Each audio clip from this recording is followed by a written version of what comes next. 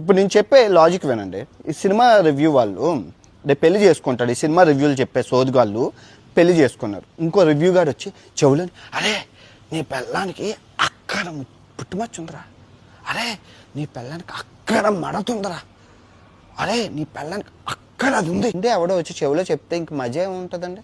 ఆ first night అనేది వీడు చేసి వీడు చూసుకొని వీడు ఆనందపడితేనే మజా, కానీ ముందు అన్నీ చెప్పేస్తే ఇంకా వాడికి ఏముంటుంది? ట్విస్ట్లు అవి సేమ్ ఇదే జరుగుతుంది. సరే రివ్యూ ఇవ్వడం తప్పు అని చెప్పి అనుకున్నా, నువ్వు ఎవడి సంకనాక మరి తిరుగుతున్నావు, తిరిగి ఈ ప్లేస్ ఎట్టుంది ఈ ప్లేస్ ఎట్టుంది అని చెప్పి ఎవడి సంకనాక వీడియోలు చెప్తాను. నేను ఎవడు చేయమండో మూవీ రివ్యూ చేయడం తప్పైతే మరి ఆ విధంగా టూరిస్ట్ ప్లేస్ రివ్యూ చేయడానికి నువ్వు ఎవడువా? నువ్వు చేయడం వల్ల ఏం జరుగుతుంది అంటే మాకు ఆ ఎక్స్పీరియన్స్ పోతుంది. ముందుగానే నువ్వు ఆ ప్లేస్ ఎట్టుంది ఈ ప్లేస్ ఎట్టుంది ఈ టేస్ట్ అట్టుంది ఆ టేస్ట్ ఎట్టుంది అని చెప్పి చూపిస్తే మేము మా ఎక్స్పీరియన్స్ మిస్ అవుతున్నాం. నువ్వు ఆ ప్లేస్ లో చూపించ మాకు. ఉదాహరణకి నేను చైనా వెళ్దాం అనుకుంటున్నా, ఈ లోపల ఈ లఫ్ట్ గార్డ్ వీడియో ఏదో చూసేయడం వల్ల నాకేమైతుందంటే ఎక్స్పీరియన్స్ చూపుతుంది. అది బాగుందా బాగలేదా, ఆ ప్లేస్ ఎట్టుంది అనేటటువంటిది నేను ఫీల్ అవుతా, నేను అనుభవం అవుతా. అంతేగాని నేను ఎవడు వెళ్ళమండు ఎవడక్కడ వీడియోలు చేయమండి, అసలు నేను ఎవడు అడిగిన టూరిస్ట్ వీడియో చేయమని